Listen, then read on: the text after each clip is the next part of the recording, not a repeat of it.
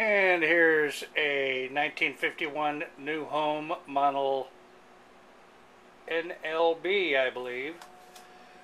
Just all cleaned up, redone, oiled, adjusted, and we're going to sew some denim, and 5 layers of denim to be exact, just for a little demonstration here.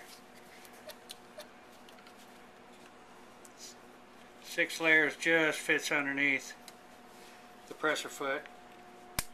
A little light, and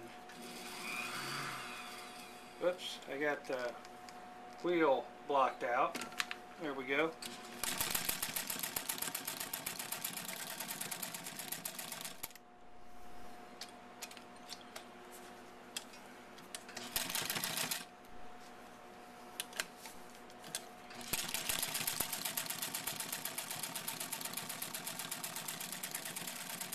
And there you go.